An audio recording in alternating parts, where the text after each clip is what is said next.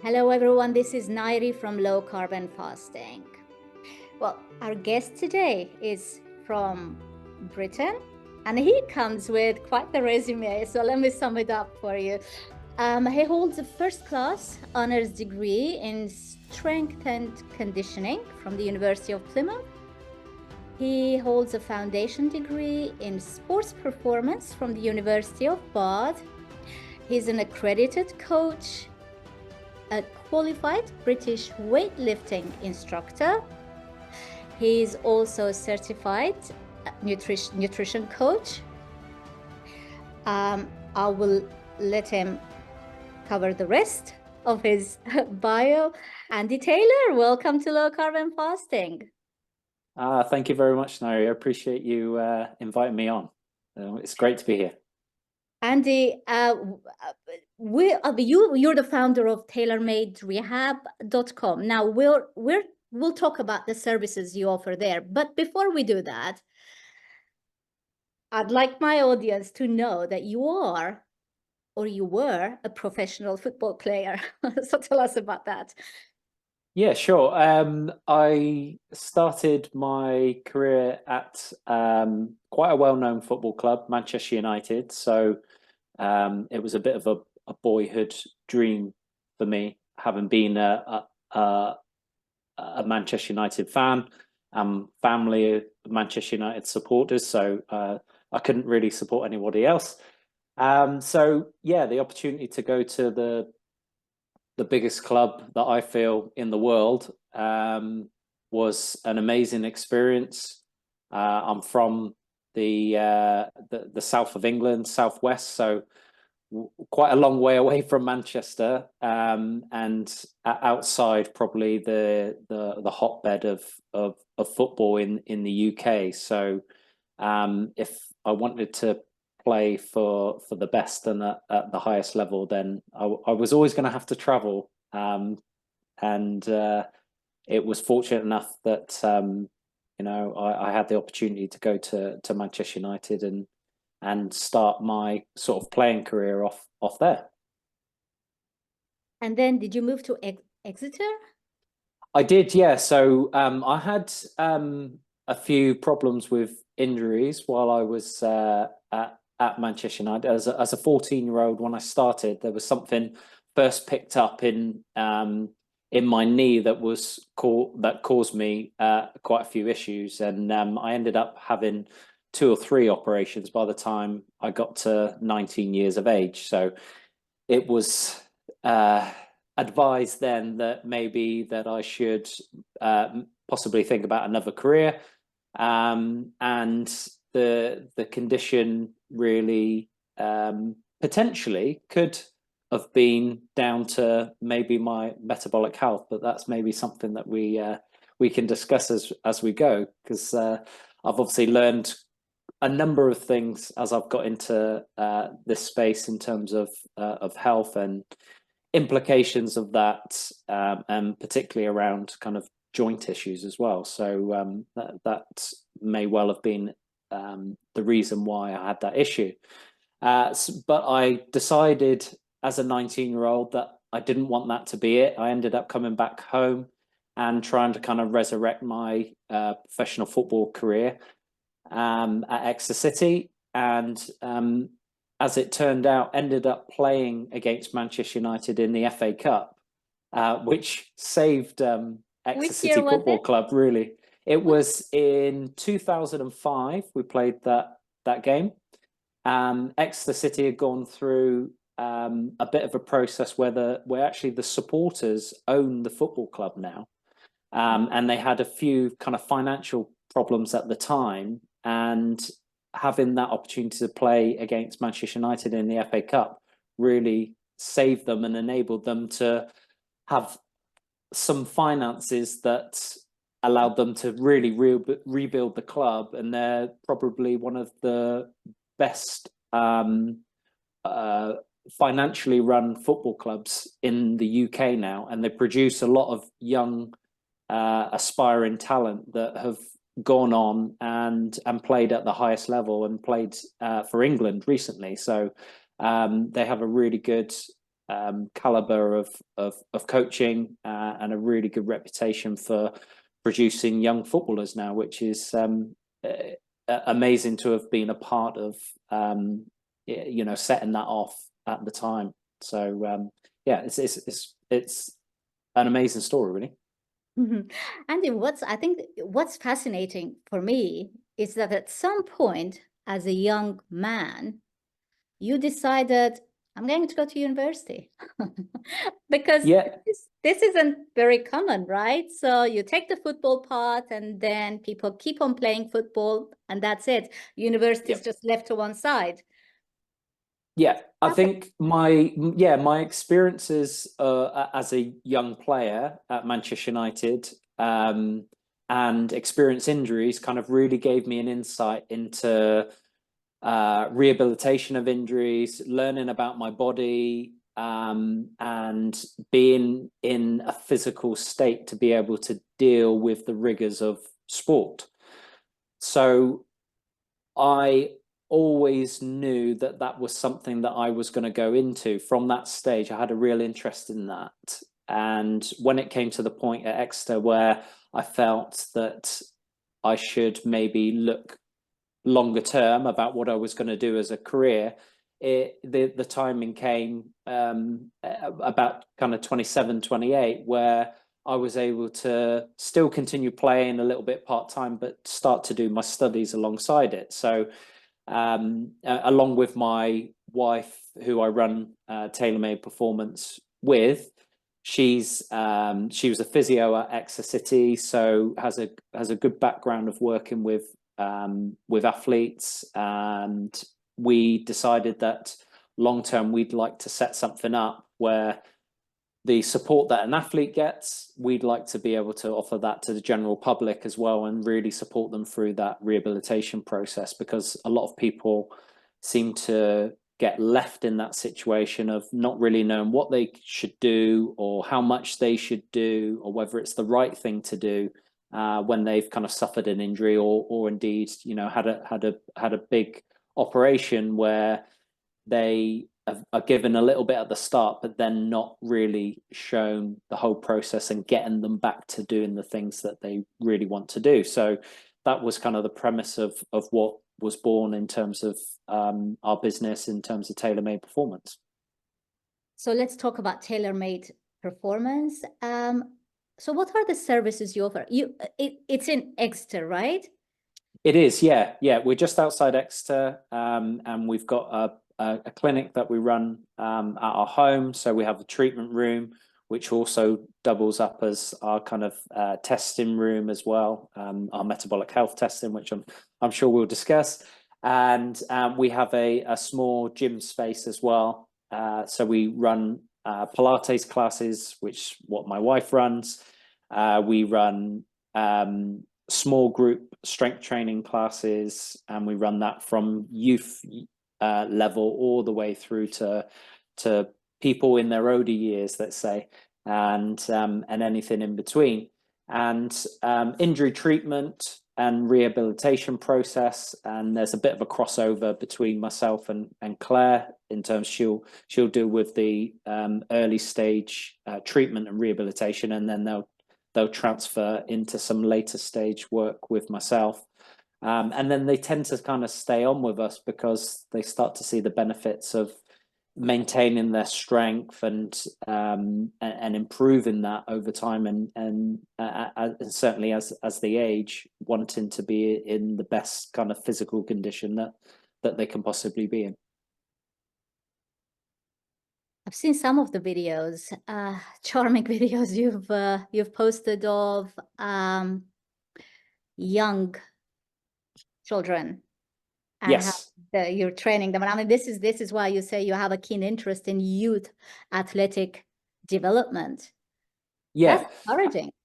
Yeah, absolutely. Well, that's where I've probably spent the majority of my work since becoming a strength conditioning coach, because I worked at a secondary school for just over 12 years before I transitioned to our business full time last summer. and I ran an athletic development program for the secondary school. It wasn't a private school, it was a state school. So quite unique in terms of what they provided for their students but sport was very much a central part of that school's ethos. And as part of that, I ran a physical development program to coincide with the technical work that they would get within their sport and the coaching that they would get at school as well. So it provided me with a great starting point to really hone my skills, because I got to work with children every day and developed a program where even we had primary school children coming into our program in an after school program, so that we could start the process at an earlier and earlier stage. So really looking at movement competency, how well children can move, to really develop those skills, those fundamental skills, being able to, throw, run, catch, being able to move their body without any restrictions, to really open up the opportunities for them to take part in physical activity and not feel that they were limited in any way, to give them confidence and the competence to be able to access the things that they wanted to give a go and feel confident enough to do that. So I took great pleasure in running that program, and just as much pleasure of starting children off and getting excited about being able to move well as the other end of that program where we saw students go on and achieve international honors in a range of different sports as well. So it was nice to see that whole process through, and be a positive part to children's lives. Right. So most people understand the word fitness, right? I mean, if you're fit, you'll be able to walk however many miles it may be. You'll be able to probably jog however miles it may be. Fitness, for at least the women I coach, they define fitness by how much housework they're able to do, whether they're able to actually carry the vacuum cleaner up and down the stairs. And so most people have a basic understanding of fitness. What exactly is strength and conditioning? What are we talking about here? And is it really applicable to people of all ages? Yeah, absolutely. I mean, in terms of kind of strength and conditioning, so I'm part of the UK Strength and Conditioning Association, so I'm an accredited coach, and what people kind of know of strength conditioning is that a strength and conditioning coach will work with people in sport. Yes. And improve their kind of athleticism. These things might be their strength, their power, their speed, change of direction, and these kind of aspects of sport. But also, we kind of work with the general public as well in terms of programming, certainly kind of strength work, and strength improvement, and conditioning would be things like your cardiovascular fitness. So we are very attuned with programming for athletes for certain different kind of facets of their sport, but in terms of kind of general public, would be very well placed in terms of programming a strength program or a cardiovascular fitness program. So that would be looking at a number of weeks and how we would progressively overload, if we were working on strength, of how we would work from week to week, and how we would improve on that strength on a week-to-week program, so that someone isn't just going and doing the same thing and then just not improving anywhere or getting to a point and plateauing. So being able to periodize a program where they work on a block and build up progressively over that block, and then look at weeks where we can deload a week so that people get recovery before they can then progress again.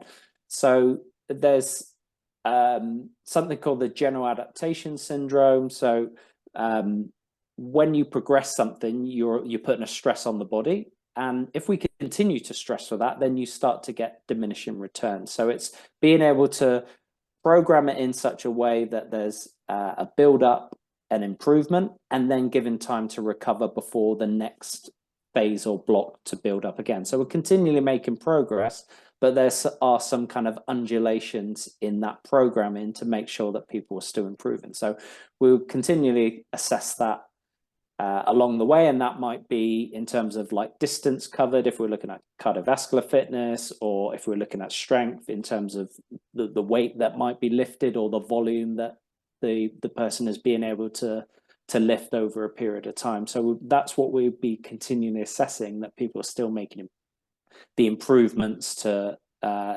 whatever they're trying to work on, whether that's strength or cardiovascular fitness. And that's what we would coach and program over a certain period of time.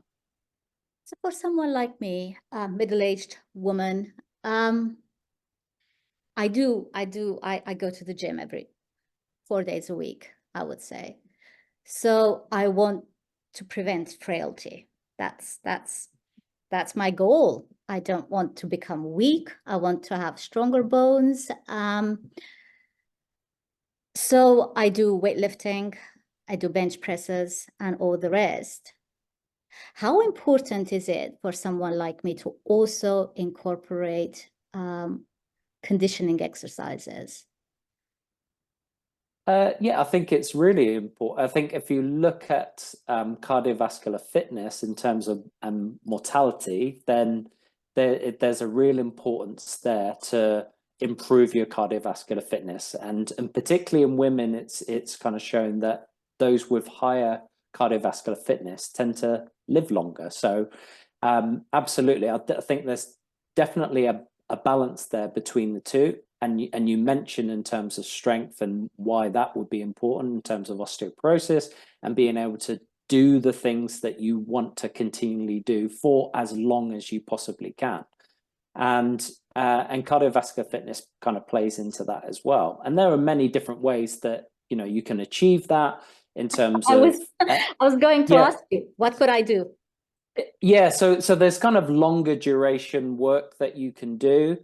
I really like the maffetone method. I don't know if you've come across the Phil maffetone method. So that's very much a steady state form of aerobic improvement. So it's based off your max heart rate being 180 beats per minute and minus your age, and depending on also then your activity level, where it is at the moment in terms of, have you been physically active, have you been in hospital recently, and then there's a parameter either side of that score, the 180 minus your age, whether you are 10 beats below that or even 5 beats above that score, depending on your activity. So if you've been engaging in a lot of cardiovascular fitness, it'd be 5 or 10 beats above that score minus your age. And then that's what you would base your kind of heart rate zone on for the period of steady state work that you do. And that's about building your aerobic fitness and making that as strong as it could be. So that's one way, but there are also kind of time limit benefits as well of doing kind of interval training, so higher intensity cardiovascular fitness work, where you can work anaerobically, so much higher intensity, and there are certain kind of intervals that you can do to achieve that. So things like a 2-to-1 basis or 3-to-1. So you work for 30 seconds, but only have, say, 10 seconds rest on a 3-to-1. So very intense, but your aerobic system has to work very, very hard in that small period of recovery that it gets before it's working again. But so you would do that in very limited time. Sprinting? Well, yeah, so it could be sprinting, it could be on a rowing machine, sprints, it could be on It could be on a treadmill, it could be on a cross trainer, but you would do a very kind of small block of that. So that might be only kind of 6 sets through. So it's only maybe between 4 and 6 minutes. So very intense, but very short duration, but getting a lot of improvement for a very short period of time. And that can work really well for people that don't have a lot of time or don't like to spend a lot of time doing cardio, going out for 30 to 60 minutes to 2 hours. And it can be really time efficient way of improving your kind of aerobic capacity. Thinking about, my gym exercises, okay, I don't do the high intensity interval training specifically, but what I do is, well, we don't drive a car. So we go out on long bike rides because we have to go out. We have to do the shopping and, go to pharmacy and pick up my insulin or whatever it may be. So we're on the bike almost every day for at least 40 minutes. I Yep. feel it in my legs. Now that's a long Yep. duration one. Is that Yep. is that conditioning training? Yeah, absolutely. Yeah, It yeah, is. absolutely is. Yeah. And what would be interesting to kind of know is what your heart rate kind of gets up to on those cycles, what the average would be over that time, because that would just give you a gauge, certainly going back to the Maffetone method, of whether that was in that heartbeat rate zone of getting that aerobic conditioning, or whether it was not quite high enough.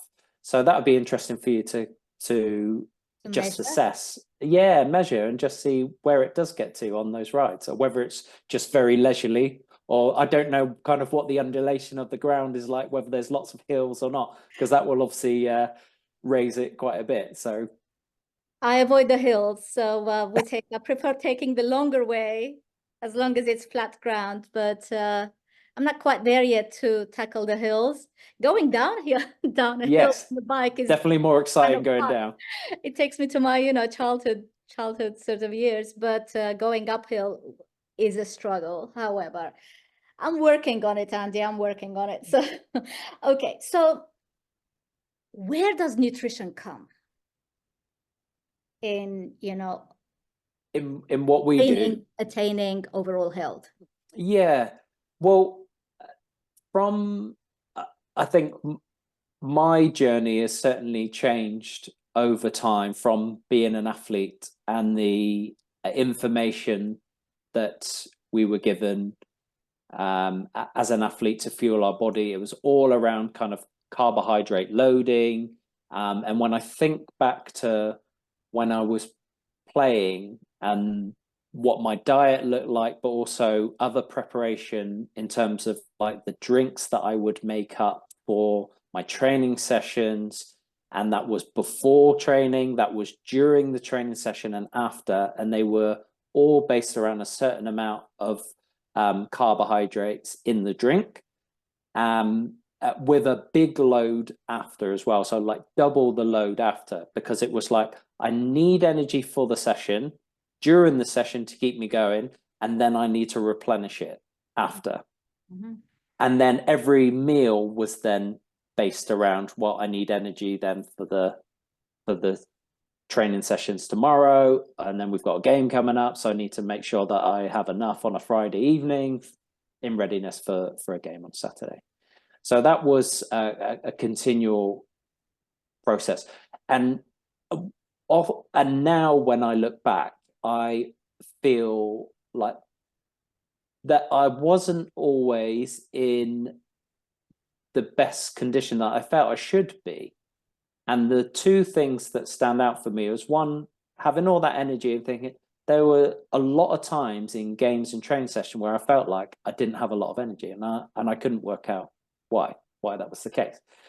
And also, in terms of kind of my physique with the training that I did, I never quite got to the stage where I looked around at other players that had definitely a lot worse habits than I did, that were in probably better physical condition than I was, and I couldn't kind of work that out either. So the journey of learning about low carbohydrate diets or nutrient dense food and really kind of prioritizing that has probably given me an understanding of why that was possibly the case in my own individual experience. So I think that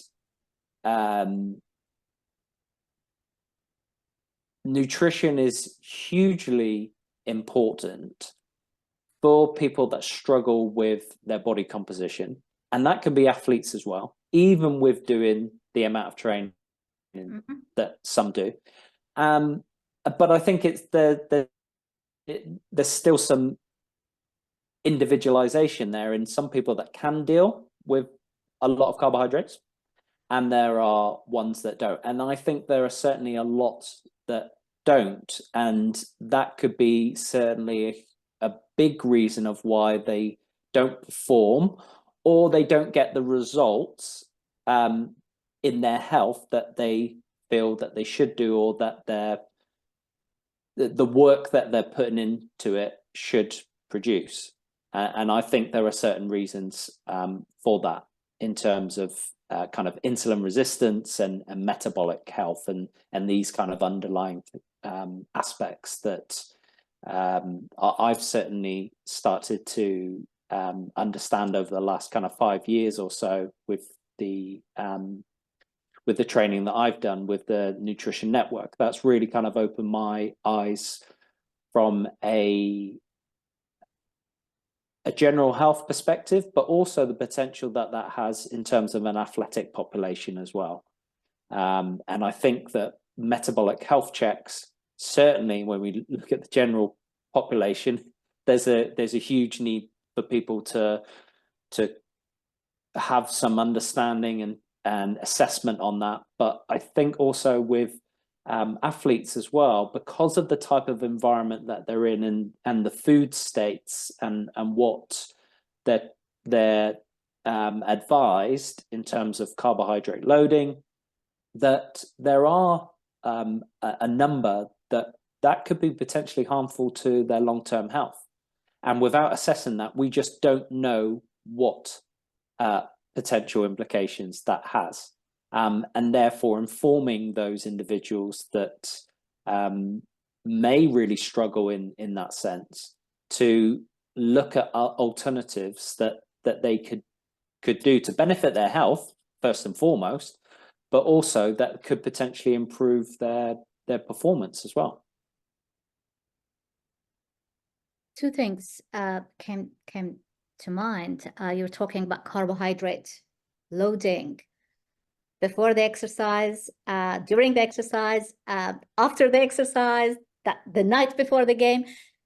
Kind of makes sense, because if you are fueling your body with sugar, glucose, right? It can only go a certain distance. I mean, you are going to need to replenish your glucose sort of levels every 2 hours. We know that when we test people's blood sugars, for example. So you're going to spike, blood sugar is going to spike with glucose. That's probably going to give you the energy you need. Within 2 hours, you're dropping again. As you're dropping, you're going to feel like, I need another sort of load of carbohydrates. That could work for some people. But but it also ruins your overall health. We can't escape that. But I'm also pleased, Andy, that you mentioned different levels of carbohydrate tolerance for different people, and that's absolutely true too, because it has to be nutrition and fitness sort of recommendations have to be individualized to fit people and their context, right? Absolutely. So I'm always delighted when people mention the different carbohydrate thresholds, because we didn't know about that. But now it's in the science, it's in the literature. We know that different people with different genetics, for example, have completely different carbohydrate thresholds, right? So if one gets away with 100 grams of carbohydrates a day, someone else may only be able to get away with 10 grams of carbohydrates per day. With all that said, let's talk about insulin resistance, because you did allude to it. Let's talk about insulin resistance, because athletes aren't really, athletes also fall in that category of, people who suffer insulin resistance and start Absolutely. developing that visceral fat, right? Yep, very much so. And until they deal with the insulin resistance, then the visceral fat doesn't start to diminish. So, and if there's those athletes that are, and when I think back and my own personal experience of kind of wondering why it's a little bit of weight, or not quite to the point that you feel your training should, then that might give you an indication that there is some kind of metabolic dysfunction there, or insulin resistance. So that can be the first potential symptom, and energy levels and kind of processing skills and these types of things, and brain fog, all the things that we kind of hear about. But when it doesn't mean that if you're an athlete that you don't experience those things. Yeah. So it's really important, I think, that insulin resistance is spoken about, even in those scenarios as an athlete, that there's the potential there that could be having an impact on your health, but also your performance. So yeah, it's definitely an important measure to have assessed. And that's certainly why, one, from a personal perspective, why I investigated how this could be done, and why we look to use it within the work that we do to help inform the people that we work with, that they are in a good state of health, or whether there's some changes that they need to make in terms of their diet, and certainly exercise kind of comes into that as well.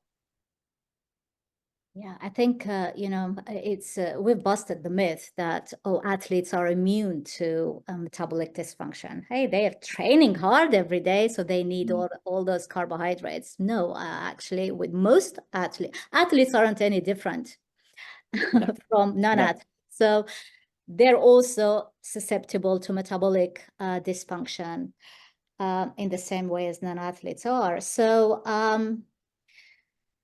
you assess people's insulin resistance, and that's a very important assessment. I think one of the most important assessments. Let's talk about the Kraft test. For anyone who hasn't heard of the Kraft test, now Andy is enthusiastic about running the Kraft test on people to be able to correctly assess if they do have some kind of insulin resistance or not. Of course, there are visible signs, but sometimes those signs aren't visible. And so where does the Kraft test come into this? Now, let's tell the audience, in case they haven't come across Kraft test before, what it is and why is it so important? Sure. Okay. So in terms of the history of it, Dr. Joseph Kraft, who developed the Kraft test, hence its name, used insulin alongside measuring glucose for insulin resistance. So he used an oral glucose tolerance test. So 75 grams of glucose was ingested. So they had a fasting measure, then they would ingest the 75 grams of glucose, and then measurements would be taken postprandially, so after it's ingested, at 30 minutes, 60 minutes, hour and 20, 2 hours, and so on if it needed. So what he found in the thousands of patients that he tested that had pre-diabetes or diagnosed diabetes, or diabetes in situ, as he termed it, was that half of those had normal glucose, but with measuring insulin alongside it, showcased that they had this dysfunction and they had diabetes, essentially, or pre-diabetes.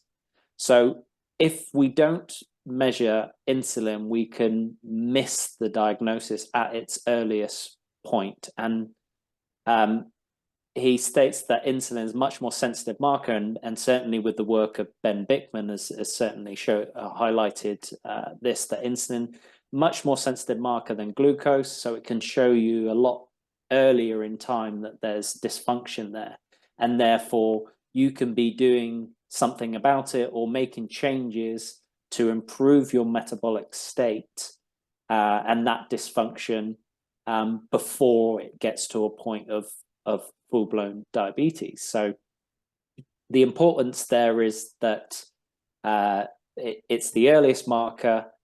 You can make those changes at the earliest point before it causes any further kind of health implications, of which there are numerous in terms of insulin resistance that can diminish your health over time. Now, obviously, the Kraft test is not a cheap test, but for people who are willing to pay for it, and those people that you work with, what do you think they think of the results? Are they? Do you find people who are completely shocked? Yes, there are. There's two ends of the spectrum. There's people that want to know some information about their health, and when things are come back as in a positive result, it's everything's good, they are metabolically healthy, then they are pleased to have a measure that gives them some clarity on that, and that they're going in the right direction, and they're quite willing to do ongoing assessments at kind of 12 monthly or a little bit longer, to know that things are kind of maintaining over time. Those that have been highlighted that there's dysfunction kind of normally know that there's something not quite right. So this confirms it and almost kind of galvanizes them to make some changes. So the ongoing assessment after they've got their initial results allow them to kind of track that they're making positive changes along the way, and that could be just taking glucose measurements, or even measuring their ketones in the in-between time of just kind of knowing whether the changes that they are making are in increasing fat metabolism rather than metabolizing sugar. There are occasions where they may have a sugar addiction, so having people in the network that have those skills and that we can direct them to help, if that is quite prevalent, because a lot of times it is. So having that opportunity to get some further help is really helpful to get over that sugar addiction, especially when it's been prevalent for a number of years, and oftentimes from early childhood as well. So it has been a number of years. So that does take a lot of unraveling. But I think the sense of having something clear and visual, and something that can then track through the analytics that we do to measure progress, can be really empowering for the client to know that they're doing something positive to their health, and that they can see the improvements over time as well, which just gives further motivation. Well, that's all about the importance of the craft test, people. So if you're in Exeter, contact Andy. All the details will be below. So Andy will be able to direct you and guide you to better health. Now, you mentioned the low carbohydrate sort of nutrition earlier on. Do you recommend that to everyone? Obviously, individualizing it and, setting them different carbohydrate goals. And what are your views on animal proteins? So what I do try to discuss with all our clients, whether they're coming to see us for a craft test or our food program, if we were just working with them for their exercise program, is to discuss really about kind of the nutrient quality of the food that they are taken on board, and this may well kind of lead into my views on protein, but really providing the body with the nutrients that it needs. And I think that really is the simplest message that we can provide. Does that, in a sense, kind of make it low carb anyway? It does to a certain extent, I think, because if we're looking at essential nutrients being proteins and fats, then it does, but it doesn't mean to say that people need to totally cut out carbohydrates. Certainly, if they can deal with they've got that carbohydrate tolerance, then they may not need to. But that's where I think, if someone feels that something's not quite right, or if they are struggling with their weight, and they've tried a number of different things, then that's where, a discussion of one, testing, because then we know where they're starting from.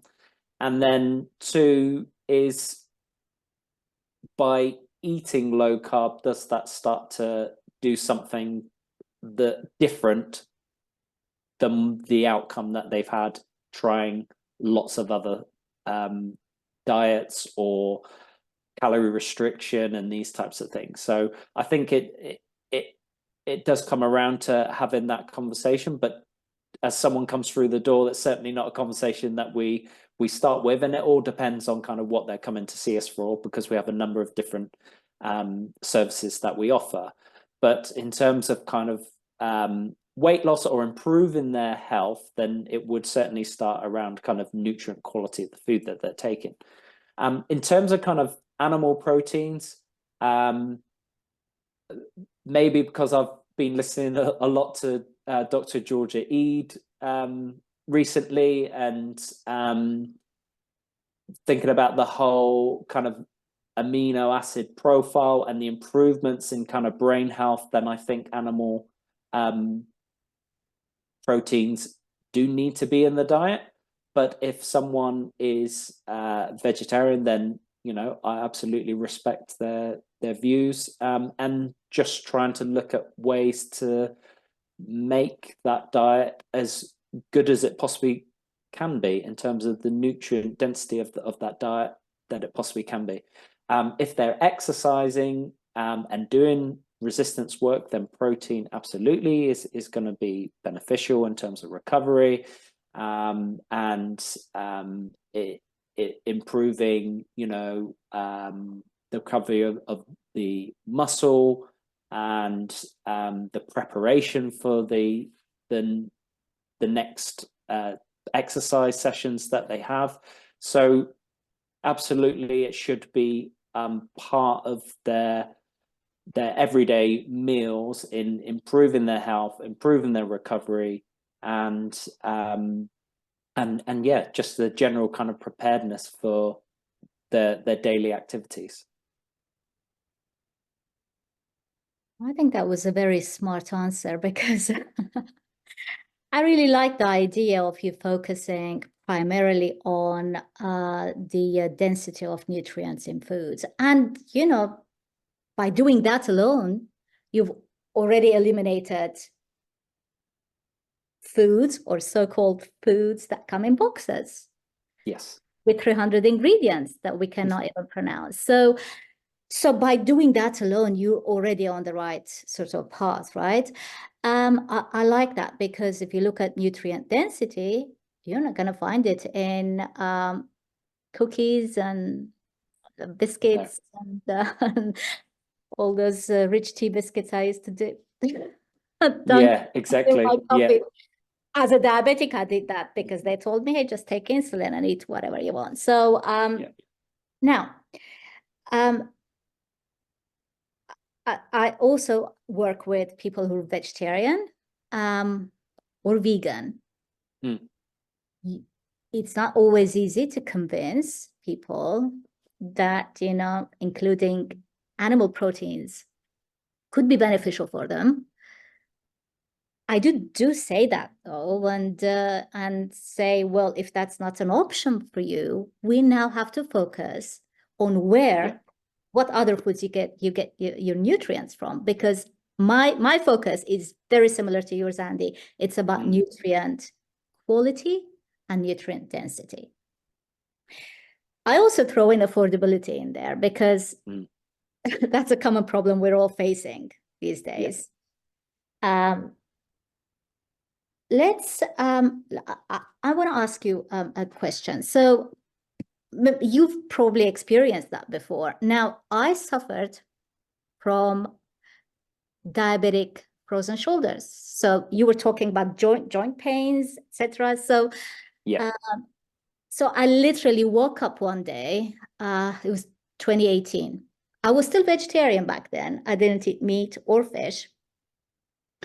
But I woke up one day, 2018, and I couldn't move my arm. I think it was my left side. So I thought, okay, maybe I slept on it, or maybe I moved it the wrong way at night, or whatever. I didn't think much of it. And I didn't know about diabetic frozen shoulders, because that's not a complication that's ever been mentioned to me by the diabetes clinic. I didn't think much of it. I took paracetamol tablets that kind of helped relieve the pain a little bit. It was horribly painful. So the next morning I woke up, my other arm couldn't move. It was debilitating. I mean, it was just so disheartening as well, because I couldn't even sit at the table and eat. I couldn't do my daily tasks. I couldn't move my arms at all. And then I read and found out it was diabetic frozen shoulder, and I had to have injections, etc. So I thought, you know what? Let me try to do it naturally. That was the day I hit the gym, and with my husband obviously supporting me, so I couldn't lift anything. I couldn't move my arms. Now, 6 years on, I haven't recovered full range of motion in my arms, but I'm bench pressing with half my weight. And that's massive for me. That's actually massive for me. So I don't usually post those photos online, but maybe I should. So I'm squatting. It'll be inspiring. I'm even doing bar hangs. And I couldn't even lift my arms up. So I'm doing bar hangs. So I'm really proud of sort of what I've achieved totally naturally by, of course, changing my diet and you know, consistently focusing on that resistance training. Have you had any experience with people with, obviously you did mention joint pains, and they may as well be diabetic sort of frozen, because we usually talk of it as frozen shoulders, but it could be the hips, it could be the knees, which are glycated. And so have you had any experience with that? Yes, we have. And the improvement is normally pretty immediate when they change their diet. Within 2 to 4 weeks, they have much improvement. And I was first introduced to this by Gary Fettke, who I'm caught one of his talks that started to discuss it. And that's why when I said earlier, when I mentioned about my own kind of knee condition and the degeneration of the joint, could well be down to the diet that I had as certainly as a young boy, and certainly as I was fueling as a young athlete. So I think that there is huge amount of problems, certainly in the joints with tendons, but also the degeneration that is down to that we see, and we know the metabolic health of the population is not in a good state. So why would it not be affecting those kind of conditions? And they're becoming more and more prevalent, and that certainly we see more and more of that coming through with the people that we work with. So I think that is now certainly an even greater reason why we should be doing some type of metabolic health check, to just inform people that this is the reason why you will be having these kind of issues, as well as the other complications that we get in terms of our metabolic health. But that's why you are getting these joint problems and issues that are having such an impact on your life. It doesn't necessarily have to be, heart disease or things like these are still debilitating issues that stop people from doing the things that they want to do. And I think that's a big motivation for the work that we do. Is we're trying to optimize ourselves, and what we want for ourselves, we want for everybody else. We want to be able to help people optimize their life, essentially, and do the things that they really want to do, and not feel that they're restricted in any way of being able to do those things. This needs to be discussed more, because it's not just, oh, I'm getting old and this is what happens as you get old. It doesn't need to be that way. And there are lots of things that can be done to really minimize those issues and improve those issues, so that people can, as I say, do the things that they want to do and live the best life that they possibly can. This was a brilliant talk. I'll put Gary Fettke's interview link below as well for people to check it out. He does talk about the glycation. He gives the example of the Maillard reaction, which right. we can relate to. So, Andy, is there anything else you would like to mention?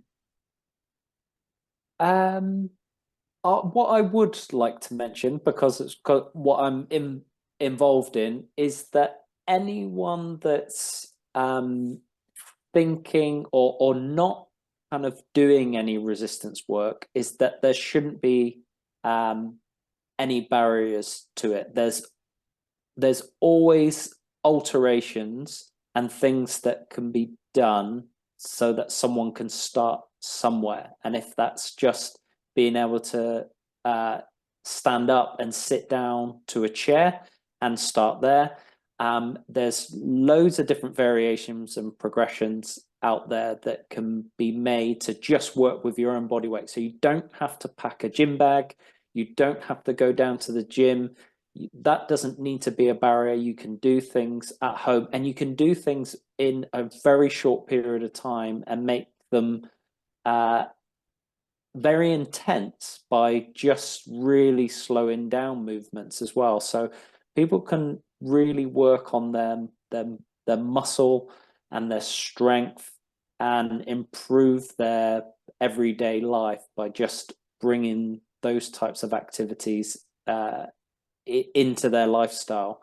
And there shouldn't ever be a barrier. So don't ever feel like you shouldn't reach out to someone. There are lots of things on, even online on YouTube, to kind of start you off, or and there's coaches like me out there that would be able to kind of assist you and help you to at least make a start if you ever need any assistance. So that would be my kind of call out, that muscle is the organ of longevity. So by working on it, it can improve your health. So we should all be trying to do something in that respect to improve our everyday living. Andy, are you offering virtual coaching services at the moment? Yes, yeah, we can always do that. Absolutely. So yeah, be more than happy to speak to anyone and start them wherever they're starting from. Absolutely. Perfect. I can't thank you enough for this conversation. So I'm gonna leave you to enjoy the rest of your rainy afternoon.